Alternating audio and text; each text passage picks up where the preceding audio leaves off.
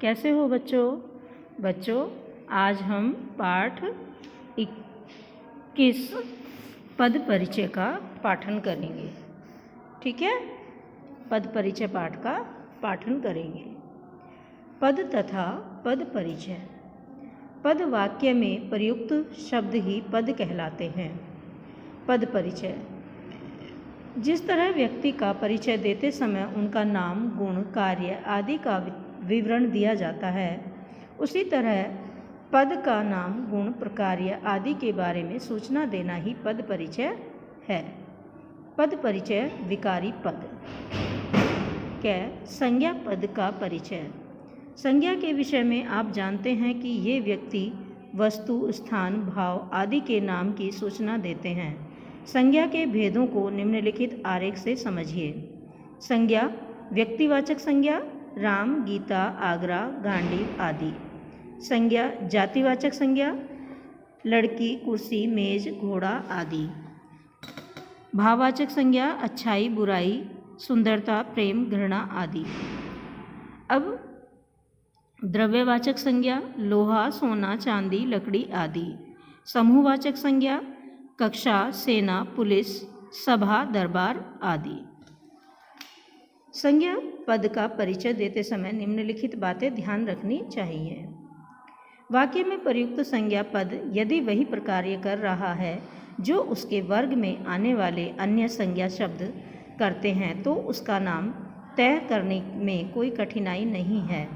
जैसे सोना द्रव्यवाचक संज्ञा शब्द है और निम्नलिखित वाक्य में जातिवाचक संज्ञा के रूप में ही प्रयुक्त हुआ है, अतः जातिवाचक संज्ञा पद होगा। जैसे सोना बहुत महंगा हो गया है, सोना द्रव्यवाचक संज्ञा पद है। किंतु निम्नलिखित वाक्य में सोना पद विशेषण का प्रकार्य कर रहा है, अतः यह विशेषण कहलाएगा। जिस तरह सर्वनाम जब संज्ञा की विशेषता बताता है तो उसे सर्वनामिक विशेषण कहा जाता है, उसी तरह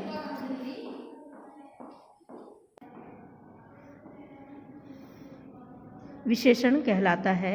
जिस तरह सर्वनाम जब संज्ञा की विशेषता बताता है तो उसे सार्वनामिक विशेषण कहा जाता है, उसी तरह निम्नलिखित वाक्यों में सोना संज्ञा पद अंगूठी शब्द की विशेषता बता रहा है। मैंने सोने की अंगूठी बनवाई है, सोना विशेषण। जब संज्ञा या नाम विशेषता बताने का कार्य करते हैं तो उन्हें नामिक विशेषण कहा जाता है, पर उनके पद का नाम भी बदल सकता है। जैसे उस बेचारे सूरदास को कुछ पैसे दे दो। जातिवाचक संज्ञा पद। इस वाक्य में सूरदास शब्द अंधे लोगों के लिए प्रयुक्त हुआ है, न कि व्यक्ति सूरदास के लिए, अतः यहाँ जातिवाचक संज्ञा के प्रकार्य का कारण इस वाक्य में सूरदास जातिवाचक संज्ञा पद हैं। इसी तरह कुछ जातिवाचक संज्ञा शब्द भी वाक्य की व्यक्तिवाचक संज्ञा की तरह प्रयुक्त हो सकते हैं और व्यक्तिवाचक संज्ञा का प्रकार्य कर सकते हैं। जैसे नेताजी ने कहा था, तुम मुझे खून दो, मैं तुम्हें आज़ादी दूंगा। नेताजी वैसे तो जातिवाचक संज्ञा वर्ग में आता है, पर इस वाक्य में यह पद सुभाष चंद्र बोस के लिए प्रयुक्त हुआ है, अतः प्रकार्य के आधार पर व्यक्तिवाचक संज्ञा पद कहलाएगा। इसी तरह इस भाववाचक संज्ञा शब्दों का प्रयोग जब बहुवचन में होता है तो वे जातिवाचक संज्ञा का प्रकार्य करते हैं। जैसे हमें सारी बुराइयों पर विजय प्राप्त करनी होगी। प्रस्तुतः वाक्यों में बुराइयों पद का परिचय भाववाचक संज्ञा के रूप में न देकर जातिवाचक संज्ञा के रूप में दिया जाएगा। संज्ञा पद का परिचय देते समय उसकी तीनों व्याकरणिक कोटियों लिंग, वचन तथा कारक का भी परिचय दीजिए। संज्ञा पद के परिचय के उदाहरण। बच्चों ये उदाहरण तो आप स्वयं पढ़ लेना, ठीक है। अब हम आगे चलते हैं। सर्वनाम पदों का पद परिचय। संज्ञा के स्थान पर प्रयुक्त होने वाले शब्द सर्वनाम कहलाते हैं। इनके भेद इस प्रकार हैं। सर्वनाम पुरुषवाचक, निश्चयवाचक, अनिश्चयवाचक, प्रश्नवाचक, संबंधवाचक और निजवाचक।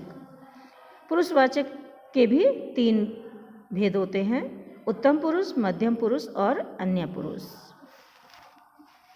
चलिए बच्चों, सर्वनाम पदों का परिचय देते समय किन बातों का ध्यान रखा जाना चाहिए, ये देखिए।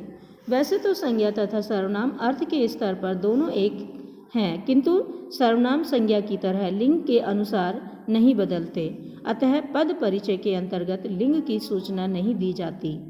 सर्वनाम केवल वचन के अनुसार बदलते हैं, अतः यह सूचना दें कि सर्वनाम एक वचन रूप में है या बहुवचन रूप में। पुरुषवाचक सर्वनाम किस पुरुष से संबंधित हैं, यह सूचना भी दें।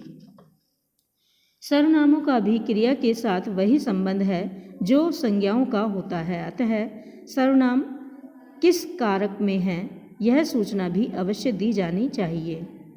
अनिश्चयवाचक सर्वनाम के 2 रूप हैं, कोई तथा कुछ। ध्यान रखें, कोई संख्या का प्रयोग प्राणियों के लिए तथा कुछ मात्रा का प्रयोग वस्तुओं के लिए किया जाता है, अतः कोई का परिचय अनिश्चयवाचक संख्यावाची सर्वनाम तथा कुछ का परिचय अनिश्चयवाचक परिणामवाची सर्वनाम के रूप में किया जाए तो अधिक स्पष्ट पद परिचय होगा।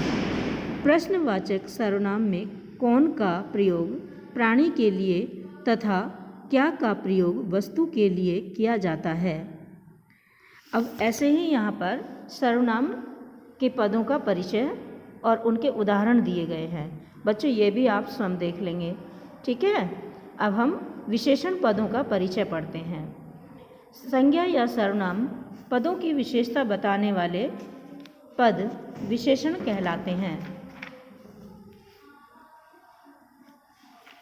संज्ञा शब्दों की तरह कुछ तो मूलतः विशेषण शब्द ही होते हैं तथा कुछ अन्य वर्गों के शब्द प्रयोग के स्तर पर विशेषण का प्रकार्य करने के कारण विशेषणों के वर्ग में आ जाते हैं, जैसे सार्वनामिक विशेषण तथा नामिक विशेषण। सार्वनामिक विशेषण सर्वनाम जब शब्द जब विशेषण का प्रयोग या कार्य करने लगता है तो उन्हें सार्वनामिक विशेषण कहते हैं। जैसे आपका सार्वनामिक विशेषण बेटा कहाँ गया। नामिक विशेषण संज्ञा या नाम शब्द जब विशेषण का कार्य करने लगते हैं तो उन्हें नामिक विशेषण कहते हैं। जैसे मोहन का नामिक विशेषण बेटा कहाँ गया। विशेषण पदों का परिचय देते समय ध्यान रखने योग्य बातें। विशेषण मुख्यतः संज्ञा शब्दों के पहले प्रयुक्त होते हैं, जैसे बीमार बच्चा, लाल गुलाब, अच्छा बच्चा, कुल, कुछ लोग आदि, तथा संज्ञा पद के साथ लगकर संज्ञा पद की रचना करते हैं। कभी कभी विशेषणों का प्रयोग पूरक के रूप में भी होता है, जैसे गुलाब लाल है, साड़ी सुंदर है, बच्चा बीमार है, लड़की ईमानदार है। वाक्य में विशेषण पद संज्ञा पदबंध का हिस्सा होते हैं, अतः विशेषणों के लिंग वचन पद उनके विशेष्य संज्ञा पद के अनुसार तय किए जाते हैं। जैसे अच्छा लड़का, अच्छी लड़की। कुछ विशेषण ऐसे भी होते हैं जो लिंग वचन के अनुसार नहीं बदलते, जैसे सुंदर लड़का, सुंदर लड़के, सुंदर लड़की, सुंदर लड़कियाँ। ऐसी स्थिति में उनके विशेष्य का जो लिंग वचन होता है वही विशेषणों का लिंग वचन तय किया जाता है। नामिक तथा सार्वनामिक विशेषणों के उपभेद केवल जानकारी के लिए बताए गए हैं। पद परिचय देते समय उपभेदों की जानकारी देना अपेक्षित नहीं है, अतः कोई भी उपभेद केवल नामिक या सार्वनामिक विशेषण द्वारा लिखे जाते हैं या लिखे जा सकते हैं। अब बच्चों यहाँ विशेषण पदों के परिचय के उदाहरण हैं, तो ये उदाहरण भी आप स्वयं पढ़ लेंगे। अब हम आगे चलते हैं। क्रियापद का पद परिचय। क्रियाओं के निम्नलिखित भेद हिंदी में पाए जाते हैं। क्रियाएं 2 प्रकार की होती हैं, मूल क्रियाएं और व्युत्पन्न क्रियाएं। मूल क्रियाएं अकर्मक क्रिया, सकर्मक क्रिया, और सकर्मक क्रिया एक कर्मक तथा द्विकर्मक क्रिया। अब व्युत्पन्न क्रियाएं संयुक्त, सामासिक, नामिक, मिश्र, प्रेरणार्थक, व्युत्पन्न, अकर्मक क्रिया। अब प्रेरणार्थक क्रियाएं भी दो प्रकार की होती हैं, एक प्रथम प्रेरणार्थक और एक द्वितीय प्रेरणार्थक। क्रियापद के परिचय में निम्नलिखित सूचनाएं दें। क्या क्या सूचना देनी है हमें? एक तो क्रिया का भेद बताना है, दूसरे क्रिया घटित हुई है तो उसके काल और उसके पक्ष की सूचना देनी है, और यदि क्रिया घटित नहीं हुई है तो उसकी वृत्ति की सूचना देनी है, वाच्य की सूचना देनी है और प्रयोग की सूचना देनी है। ऐसे ही ये क्रिया पद के पद परिचय हैं, इन्हें भी आप स्वयं पढ़ेंगे। अब हम आते हैं पद परिचय अविकारी पद। अविकारी शब्दों के वर्ग में निम्नलिखित शब्द आते हैं: क्रिया विशेषण, संबंध बोधक, समुच्चय बोधक, विस्मयादि बोधक और निपात। चूँकि इस वर्ग के शब्द व्याकरणिक कोटियों से विकृत नहीं होते तथा वाक्य में यथावत रूप अब हम प्रत्येक के पद परिचय की चर्चा करेंगे। क्रिया विशेषण पदों का पद परिचय। क्रिया की विशेषता बताने वाले शब्द क्रिया विशेषण कहलाते हैं तथा जब ये वाक्य में प्रयुक्त होते हैं तो तब यह क्रिया विशेषण पद बन जाते हैं। क्रिया विशेषण पदों का परिचय देने हेतु ध्यान रखने योग्य बातें। ध्यान रखिए, जो मूल क्रिया विशेषण शब्द है वे ही अविकारी हैं, परंतु अन्य पदों की तरह अन्य विकारी वर्गों के अनेक शब्द भी क्रिया विशेषण का प्रकार्य करने के कारण उस संदर्भ में क्रिया विशेषण कहलाते हैं। इस प्रकार वाक्यों में दो तरह के क्रिया विशेषण पद मिल सकते हैं: मूल क्रिया विशेषण तथा प्रकार्यात्मक क्रिया विशेषण। जैसे बच्चा यहाँ बैठा है, वह धीरे चल रही है, मूल क्रिया विशेषण। बच्चा घर पर बैठा है, वह कार से आई, प्रकार्यात्मक क्रिया विशेषण। क्रिया विशेषण पदों के पद परिचय के उदाहरण: आप जल्दी से छत पर पहुँचिए। जल्दी से मूल क्रिया विशेषण रीतिवाचक, पहुँचना क्रिया की रीतिगत विशेषता बताने का प्रकार्य है। तो बच्चों ये इसके उदाहरण हैं, इन्हें आप ऐसे ही पढ़ लेंगे। अब संबंध बोधक पदों का पद परिचय। संबंध बोधक अव्यय वे शब्द हैं जो संज्ञा या सर्वनाम के बाद प्रयुक्त होकर वाक्य के अन्य संज्ञा सर्वनाम शब्दों के साथ संबंध स्थापित करते हैं, जैसे के साथ, के सामने, में, पर, के बारे में, से पहले, के अलावा आदि। अब ये नीचे उदाहरण दिए हैं। जैसे आपके घर में एक चोर घुसा है, पोस्ट ऑफिस के सामने भीड़ जमा हो गई है। अब ये पदों का परिचय है बच्चों, ये भी आप स्वयं पढ़ लेंगे। अब समुच्चय बोधक या योजक अवयव का पद परिचय। योजक या समुच्चय बोधक अव्यय प्रायः दो पदों, दो पदबंधों या दो उपवाक्यों को जोड़ने, विरोध बताने, कारण परिणाम आदि बताने का कार्य तथा विकल्प बताने का कार्य करते हैं। समुच्चय बोधक अव्यय के दो प्रमुख भेद होते हैं: समानाधिकरण समुच्चय बोधक और व्याधिकरण समुच्चय बोधक। अब ये उदाहरण विस्मय आदि बोधक पर आ जाइए। विस्मय आश्चर्य,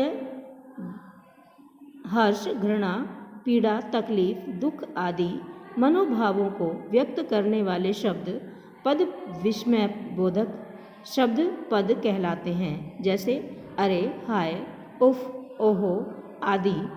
उनके बाद निम्नलिखित भाषा में विस्मय आदि बोधक चिन्ह लगाया जाता है।